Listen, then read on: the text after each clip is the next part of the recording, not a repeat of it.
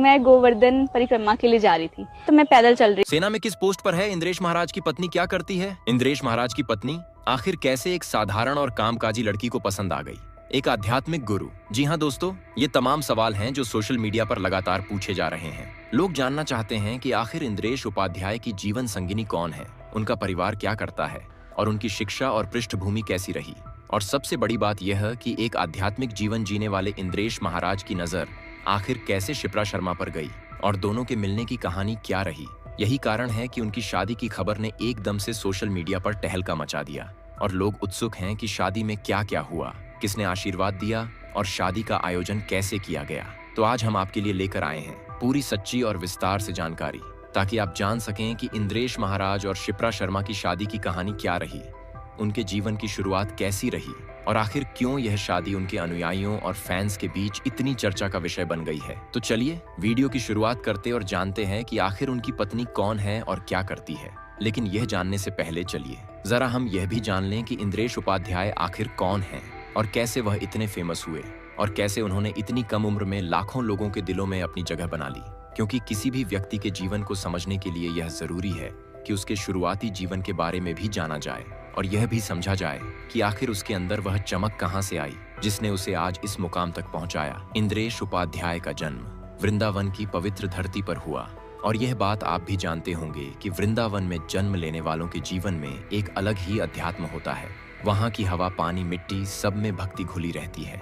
और वहीं ब्राह्मण वैष्णव परिवार में जन्मे इंद्रेश बचपन से ही उसी माहौल में पले बढ़े जहाँ सुबह भजन की धुनें गूंजती थीं, जहाँ श्री कृष्ण की कथाएं रोज सुनाई जाती थीं, जहाँ हर दिन भगवान का स्मरण करके दिन शुरू होता था।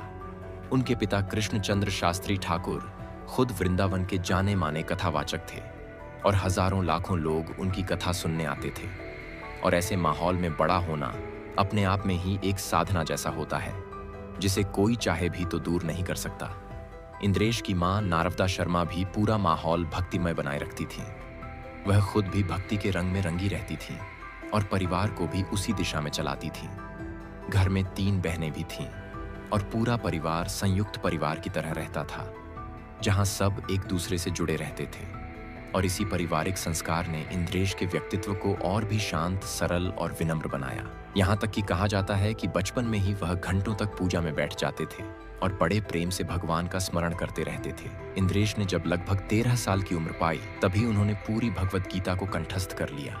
और यह बात सुनकर लोगों को बड़ा आश्चर्य हुआ, क्योंकि 13 साल की उम्र जहाँ बच्चे मोबाइल गेम खेलते हैं, वहाँ इंद्रेश ने पूरे 18 अध्याय याद कर लिए थे। और इसी उम्र से उनके भीतर अध्यात्म का एक तेज पैदा हुआ, जिसके कारण उनके अंदर कथा बोलने का आत्मविश्वास भी बढ़ा। और एक दिन आया जब उन्होंने खुद भी कथा बोलने का निर्णय लिया। साल 2015 में गुजरात के द्वारका शहर में उनका पहला भागवत कथा आयोजन हुआ और लोग बताते हैं कि पहले ही दिन श्रोता उनकी वाणी और उनके भाव से इतना प्रभावित हुए कि कथा स्थल पर भीड़ लगातार बढ़ती गई और देखते ही देखते उनका नाम लोगों की जुबान पर फैल गया।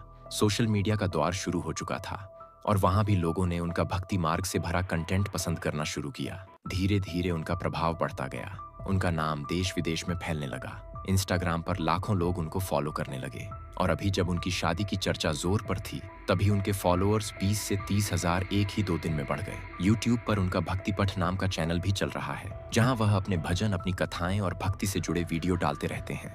और वहां भी उनके 14 लाख से ज्यादा सब्सक्राइबर हो चुके हैं। उनकी प्रसिद्धि इतनी बढ़ी कि उन्होंने भक्तिपथ संस्थान की स्थापना की, जिसका उद्देश्य था कि श्रीमद् भागवत और भागवत शिक्षाओं को दुनिया भर तक पहुंचाया जाए। अब इन सब के बीच लोग लगातार यह भी जानना चाहते थे कि इतने बड़े भक्ति परिवार का बेटा आखिर शादी किससे करेगा, कैसी होगी उसकी जीवन संगिनी, क्या वह भी आध्यात्मिक पृष्ठभूमि से आएगी या फिर किसी साधारण परिवार से होगी, क्या वह किसी बड़े अधिकारी की बेटी होगी या किसी राजनीतिक घराने से जुड़ी होगी, कहीं ऐसा तो नहीं कि वह खुद भी किसी बड़े पद पर काम करती हो। लोग लगातार अपने अपने अंदाजे लगा रहे थे, लेकिन असली सच जानना हर कोई चाहता था। इसी बीच सोशल मीडिया पर कुछ तस्वीरें वायरल होने लगीं, कुछ अफवाहें भी फैलने लगीं। कहीं कहा गया कि शादी होने वाली है, कहीं कहा गया कि अभी कुछ भी तय नहीं हुआ है। कहीं कुछ लोग लड़की के बारे में गलत जानकारी फैलाने लगे कि शायद वह सेना में किसी बड़े पद पर है या शायद किसी डीएसपी की बेटी है। कुछ लोग तो यहाँ तक बोलने लगे कि यह रिश्ता पूरी तरह राजनीतिक स्तर पर तय हुआ है। लेकिन असली सच्चाई क्या है, यह जानने के लिए लोगों की उत्सुकता लगातार बढ़ रही थी। और हर कोई यही चाहता था कि इस पर कोई पक्की जानकारी मिले। और अब जब यह शादी सचमुच हो चुकी है और 5 दिसंबर की तारीख हमेशा के लिए खास बन गई है, तब इस बात को जानना और भी जरूरी हो गया कि आखिर यह सब कैसे हुआ, कैसे एक आध्यात्मिक कार्यक्रम में मुलाकात हुई, कैसे धीरे धीरे बातचीत बढ़ी और कैसे दोनों परिवारों ने मिलकर इस रिश्ते को आगे बढ़ाया। अब लोग सबसे ज्यादा जिस बात को जानने को बेचैन थे वह यह थी कि आखिर शिप्रा है कौन, क्योंकि जब भी किसी बड़े आध्यात्मिक गुरु की शादी होती है तब उसका जीवन साथी लोगों की जिज्ञासा का बड़ा कारण बन जाता है। और यही इस शादी में भी हुआ। लोग लगातार पूछते रहे कि आखिर वह लड़की है कौन जिससे इंद्रेश उपाध्याय ने शादी की है। सोशल मीडिया पर बहुत से लोग तरह तरह की बातें फैलाते रहे और बहुत से लोग तो यह भी दावा करते रहे कि शायद शिप्रा किसी बड़े पद पर तैनात किसी पुलिस अधिकारी की बेटी है और इसी वजह से यह शादी इतनी चर्चा में है। लेकिन जब सच्चाई सामने आई तो लोगों को पता चला कि बात कुछ और ही है और हकीकत बिल्कुल साफ और सरल है। असल में शिप्रा शर्मा एक सम्मानित ब्राह्मण परिवार से आती है और उनकी पारिवारिक पृष्ठभूमि पूरी तरह से अध्यात्म और सेवा से जुड़ी रही है। वह मूल रूप से हरियाणा की रहने वाली है, लेकिन उनका परिवार अब पंजाब के अमृतसर में रहता है और वहां से ही उनका घर, परिवार और रिश्तेदार जुड़े हुए हैं। उनके पिता हरिंद्र शर्मा उत्तर प्रदेश पुलिस में पूर्व डीएसपी रहे हैं और यह बात जब सामने आई तो लोगों के बीच चल रही बहुत सी अफवाहें अपने आप ही खत्म हो गईं, क्योंकि कुछ लोग तो यहाँ तक कह रहे थे कि शिप्रा किसी फौजी अधिकारी की बेटी है। किसी ने कहा कि वह किसी राजनीतिक परिवार की बेटी है, किसी ने कहा कि वह खुद भी किसी प्रशासनिक सेवा में कार्यरत हैं, जबकि असलियत यह थी कि उनके पिता पुलिस विभाग से रिटायर्ड अधिकारी हैं और एक सम्मानित व्यक्ति के रूप में जाने जाते हैं। शिप्रा के जीवन में भी अध्यात्म बचपन से ही जुड़ा हुआ रहा और यही वजह है कि वह राधा कृष्ण की भक्ति में हमेशा डूबी रहती थीं। कुछ समय पहले तक वह राधा मोहन नाम का एक YouTube चैनल भी चलाती थीं, जहां वह राधा रानी के बारे में, श्री कृष्ण की लीलाओं के बारे में, लड्डू गोपाल की सेवा किस तरह की जाती है, प्रसाद किस तरह बनता है, पूजा पाठ से जुड़ी बातें किस तरह करनी चाहिए, इस बारे में वीडियो बनाती थीं। और उनका यह चैनल काफी लोकप्रिय भी हुआ था, लगभग 4 लाख सब्सक्राइबर तक पहुंच गया था। लेकिन बाद में किसी निजी कारण से या शायद परिवार की इच्छा से यह चैनल अब YouTube पर उपलब्ध नहीं है। हालांकि बहुत से लोग आज भी उस चैनल को ढूंढने की कोशिश करते हैं ताकि शिप्रा के पुराने वीडियो या उनकी भक्ति से भरी बातें सुन सकें। शिप्रा की पढ़ाई भी काफी अच्छी रही है और यह बात कई रिपोर्ट में कही गई है कि उनकी शिक्षा उच्च स्तर की है। हालांकि परिवार ने हमेशा से ही अपनी बेटी के बारे में ज्यादा प्रचार प्रसार नहीं किया और उनके निजी जीवन को बहुत शांत और सरल रखा, इसलिए सोशल मीडिया पर भी उनके बारे में ज्यादा जानकारी पहले नहीं मिलती थी। लेकिन जो लोग उनको जानते हैं वह यही बताते हैं कि शिप्रा बहुत सरल स्वभाव की लड़की है, बोलने में शांत हैं, व्यवहार में विनम्र हैं और बहुत सादगी से जीवन जीती है। भक्ति और सेवा उनके जीवन का मुख्य आधार रहा है और यही वजह रही कि उनका मन हमेशा आध्यात्मिक जगहों पर लगता रहा। और अब आते हैं उन बातों पर जिसे जानने के लिए हर कोई इंतजार कर रहा था कि आखिर इंद्रेश और शिप्रा की मुलाकात कैसे हुई, उनके बीच दोस्ती कैसे बढ़ी और यह रिश्ता कैसे शादी तक पहुंचा। बहुत सी अफवाहें सोशल मीडिया पर फैली कि दोनों के बीच कोई प्रेम प्रसंग था। कोई कहता था कि यह शादी अचानक से तय हुई, लेकिन असलियत इससे काफी अलग है, क्योंकि मीडिया की बातचीत और परिवार से मिली जानकारी के अनुसार दोनों परिवारों का एक दूसरे से पुराना परिचय था और घर वालों की जान पहचान पहले से थी। अब पारिवारिक रिश्तों के बीच अक्सर ऐसा होता है कि लोग एक दूसरे को मिलते रहते हैं और इसी बीच शिप्रा कई बार वृंदावन कथाओं में जाया करती थीं और वहीं वह इंद्रेश उपाध्याय की कथा सुना करती थीं। उनकी कथा शैली से वह काफी प्रभावित भी हुई, क्योंकि इंद्रेश का बोलने का तरीका बहुत शांत और सरल है और वह जिस तरह भक्ति को लोगों के सामने रखते हैं वह हर किसी के मन को छू जाता है। और शिप्रा भी उनकी कथा को सुनकर आध्यात्मिक रूप से जुड़ती चली गई और धीरे धीरे दोनों के बीच परिचय बढ़ा और उस परिचय ने एक छोटी सी दोस्ती का रूप लिया। यह दोस्ती धीरे धीरे आगे बढ़ती गई और दोनों परिवारों को भी लगा कि दोनों के विचार और जीवन शैली काफी मिलते जुलते हैं। एक तरफ शिप्रा बचपन से ही भक्ति से जुड़ी हुई थी, दूसरी तरफ इंद्रेश का जीवन शुरुआत से ही आध्यात्मिक रंग में रंगा हुआ था, इसलिए दोनों के बीच समझ बनना काफी सहज था। और सबसे बड़ी बात यह कि दोनों ही परिवार इस रिश्ते के लिए पूरी तरह तैयार थे, इसलिए किसी भी तरह के प्रेम प्रसंग की बात महज अफवाहें थीं। मीडिया में फैल रही बहुत सी बातों में किसी तरह का तथ्य नहीं था, क्योंकि यह रिश्ता पूरी तरह पारिवारिक सहमति और आशीर्वाद से आगे बढ़ा था। अब शादी की बात करें तो इस शादी की तैयारियां कई महीने पहले से शुरू हो गई थीं और यह सुनिश्चित किया गया था कि आयोजन भव्य भी हो और साथ ही आध्यात्मिक माहौल भी बना रहे। शादी की पूरी थीम वैदिक और आध्यात्मिक शैली पर रखी गई। ताज आमिर होटल को इसी अंदाज में सजाया गया। फूलों की महक से पूरा परिसर भर गया था। हल्की लाइटों के बीच मंत्रोच्चार की ध्वनि पूरे वातावरण को पवित्र बना रही थी। और जैसे ही इंद्रेश की बारात वृंदावन से निकली, बैंड बाजे की धुन के साथ हाथी घोड़े और सजे हुए रथ के साथ बारात का दृश्य देखने वालों को मंत्रमुग्ध कर रहा था। इंद्रेश ने पारंपरिक शेरवानी पहनी थी और हाथ में चांदी की छड़ी लेकर जब वह बारात में निकले तो हर कोई उन्हें देखकर प्रभावित हो गया। बहुत लोग कह रहे थे कि यह बारात किसी राजा महाराजा की बारात जैसी लग रही है और किसी कथावाचक की नहीं। पूरा माहौल इतना भव्य था कि लोग यही कह रहे थे कि वृंदावन का आध्यात्मिक रंग और राजस्थान की शाही संस्कृति मिलकर इस शादी को एक यादगार आयोजन बना रहे हैं। हालांकि इन सब के बीच कई लोग यह भी जानना चाह रहे थे कि आखिर शादी में कौन कौन आए थे और शादी का माहौल कैसा रहा, क्योंकि इस शादी की चर्चा पूरे सोशल मीडिया पर और टीवी चैनलों पर लगातार थी। लोग जानना चाहते थे कि आखिर कौन कौन आकर आशीर्वाद देगा और शादी किस तरह हुई और इसके बाद जोड़े की अगली प्लान क्या है। आपको बता दें कि इस शादी का भव्य आयोजन जयपुर के प्रसिद्ध होटल ताज आमेर में हुआ और यह होटल दिल्ली रोड पर स्थित है और पूरी शादी को वैदिक और आध्यात्मिक थीम पर सजाया गया। फूलों से लेकर लाइटिंग तक हर चीज को ध्यान से सजाया गया और शादी का पूरा माहौल इतना भव्य और मंत्रमुग्ध कर देने वाला था कि वहां पहुंचे हर व्यक्ति बस देखता ही रह गया। शादी में इंद्रेश उपाध्याय और शिप्रा शर्मा के परिवार के लोग पहुंचे और उनके अलावा कुछ चुनिंदा भक्त और अनुयायी भी शामिल हुए, जिनमें कई बड़े कथावाचक और संत शामिल थे। और सबसे खास बात यह रही कि उत्तर प्रदेश के मुख्यमंत्री योगी आदित्यनाथ भी इस शादी में पहुंचे और जोड़े को आशीर्वाद दिया। इसके अलावा धीरेन्द्र शास्त्री जी भी वहां मौजूद थे और जया किशोरी, जो कि मशहूर कथावाचिका हैं, वह भी शादी में पहुंच चुकी थीं और लोगों ने उनकी तस्वीरें भी देखी। बहुत से लोग उत्सुक थे कि संगीत और मेहंदी की रस्म में कौन आया और वहां बॉलीवुड के प्रसिद्ध सिंगर विपराग ने भजनों की प्रस्तुति दी और उनकी आवाज ने पूरे माहौल को भक्तिमय बना दिया। और इसके साथ ही इंद्रेश उपाध्याय ने भी अपने मुख से भजन गाए, जिससे वहां की भक्ति भावना और बढ़ गई।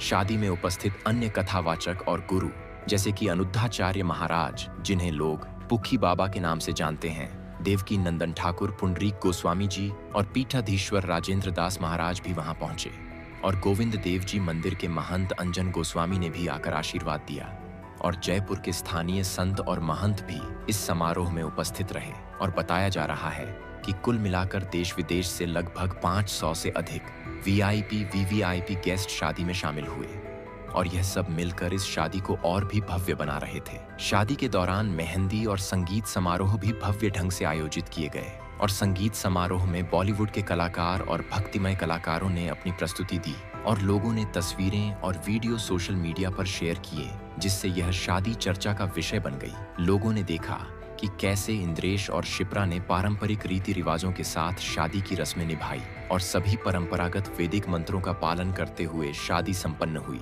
बारात वृंदावन से निकली और इंद्रेश उपाध्याय सजे हुए शेरवानी में हाथ में चांदी की छड़ी लिए हुए थे और घोड़े, हाथी और बैंड बाजा उनके साथ था, जिससे बारात का दृश्य देखने लायक था और लोग बारात को देखकर मंत्रमुग्ध हो गए। शादी में फूलों की सजावट और हल्की लाइटिंग के साथ मंदिर जैसा वातावरण बनाया गया था और शादी में उपस्थित हर व्यक्ति इस भव्य माहौल और आध्यात्मिक रंग से बहुत प्रभावित हुआ। शादी की रस्मों के दौरान जो खास बातें देखने लायक थीं, उनमें यह भी थी कि परिवार और करीबी मित्रों ने सभी रस्मों में सक्रिय भाग लिया और अनुयायियों और भक्तों ने भी आशीर्वाद देने के लिए अपनी उपस्थिति दर्ज कराई और शादी में उपस्थित सभी महंत और संतों ने विवाह संस्कार का शुभारंभ किया और उन्हें आशीर्वाद दिया। और यही वजह थी कि यह शादी सिर्फ व्यक्तिगत खुशी का अवसर नहीं, बल्कि आध्यात्मिक माहौल का भी प्रतीक बन गई। शादी की रस्मों के बाद रिसेप्शन का आयोजन हुआ और कुछ सूत्रों के मुताबिक रिसेप्शन में भी कई वीआईपी और बॉलीवुड कलाकार शामिल हुए, जैसे कि पूर्व केंद्रीय मंत्री स्मृति ईरानी, संजय दत्त और अन्य बड़े नेता और सामाजिक हस्तियां भी शामिल हुईं। और रिसेप्शन में लोगों ने जोड़ा को बधाई दी और आशीर्वाद दिया और रिसेप्शन में भी भजन और संगीत का विशेष आयोजन हुआ और पूरे समारोह में भक्ति और खुशी का अद्भुत मिश्रण देखने को मिला। शादी के दौरान मीडिया और सोशल मीडिया पर चर्चा इस कदर बढ़ गई कि लोग लगातार वीडियो और तस्वीरें शेयर कर रहे थे और हर कोई यह जानना चाहता था कि शादी की थीम और आयोजन का तरीका कैसा रहा। और लोगों ने देखा कि कैसे इंद्रेश उपाध्याय ने पारंपरिक और आध्यात्मिक रीति रिवाजों का पालन किया और शिप्रा शर्मा ने भी पूर्णतः पारंपरिक और सरल शैली में शादी के हर रस्म को निभाया। और यही वजह थी कि यह शादी चर्चा का विषय बनी रही। शादी में कुल अनुमानित खर्चा लगभग 5 से 10 करोड़ के बीच बताया जा रहा है और लोग इसे देखकर चकित रह गए, क्योंकि इतने भव्य आयोजन और इतनी महंगी सजावट देखकर हर कोई यही सोच रहा था कि यह शादी किसी राजा महाराजा की तरह है। और इसी वजह से सोशल मीडिया पर यह शादी लगातार ट्रेंड कर रही थी और लोग यह भी जानना चाहते थे कि शादी के बाद यह जोड़ा कहाँ जाएगा और उनकी अगली योजनाएं क्या हैं। सूत्रों के अनुसार शादी के बाद इंद्रेश उपाध्याय और शिप्रा शर्मा वृंदावन वापस लौटेंगे, जहां वह अपने अनुयायियों के बीच भक्ति कार्यक्रम और कथा वाचन जारी रखेंगे और आने वाले दिनों में भक्तिपथ संस्थान की गतिविधियों में दोनों मिलकर सक्रिय रूप से भाग लेंगे। और यह शादी उनके जीवन के नए अध्याय की शुरुआत का प्रतीक बनी और दोनों परिवार और अनुयायी इस खुशियों भरे अवसर को पूरे दिल से सेलिब्रेट कर रहे हैं और सोशल मीडिया पर लोग लगातार बधाइयां और शुभकामनाएं भेज रहे हैं। पब्लिक रिएक्शन भी बहुत उत्साहजनक रहा। लोग सोशल मीडिया पर लिख रहे हैं कि यह शादी आध्यात्मिक और पारंपरिक शैली का अद्भुत मिश्रण थी। लोग कह रहे थे कि इंद्रेश उपाध्याय हमेशा से ही प्रेरणा का स्रोत रहे हैं और अब उनके व्यक्तिगत जीवन में भी खुशी देखकर बहुत अच्छा लगा। और शिप्रा शर्मा के सरल और विनम्र व्यक्तित्व ने भी लोगों के दिल में जगह बनाई और यही वजह थी कि दोनों की जोड़ी अनुयायियों और भक्तों के बीच पहले से ही लोकप्रिय थी। शादी की फोटो और वीडियो सोशल मीडिया पर वायरल हो गई और लोग लगातार यह जानने की कोशिश कर रहे थे कि आगे दोनों की जिंदगी में कौन कौन सी नई पहल आएगी। और दोनों ने शादी के बाद भी अपनी निजी जीवन और आध्यात्मिक जीवन का संतुलन बनाए रखने का संकल्प लिया है और आने वाले दिनों में वह वृंदावन में अपने भक्तिमय कार्यों और कार्यक्रमों को जारी रखेंगे। तो दोस्तों, अब आप समझ ही गए होंगे कि इस शादी में कौन कौन आए थे, कैसे शादी का आयोजन हुआ, कहां पर हुई, शादी में क्या क्या रस्में निभाई गई और शादी के बाद जोड़े का अगला प्लान क्या है। और यह शादी केवल इंद्रेश और शिप्रा के लिए ही नहीं, बल्कि उनके अनुयायियों और भक्तों के लिए भी खुशी का अवसर बन गई। और सोशल मीडिया पर यह शादी लंबे समय तक चर्चा में बनी रहेगी और लोग लगातार इस शादी की भव्यता और आध्यात्मिक रंग की तारीफ कर रहे हैं। तो दोस्तों, ये थी इंद्रेश उपाध्याय और शिप्रा शर्मा की शादी की पूरी कहानी। आप सभी को कैसी लगी, हमें कमेंट में जरूर बताएं। आप सबसे ज्यादा किस बात से प्रभावित हुए, शादी की रस्में या शादी का भव्य माहौल? वीडियो पसंद आया हो तो लाइक और शेयर करना मत भूलिए, ताकि आपके दोस्त और फैंस भी यह खबर देख सकें। और हाँ, हमारे चैनल को सब्सक्राइब जरूर करें, ताकि आप हर नई और मजेदार खबर सबसे पहले जान सकें और हमारी अगली वीडियो भी मिस ना करें।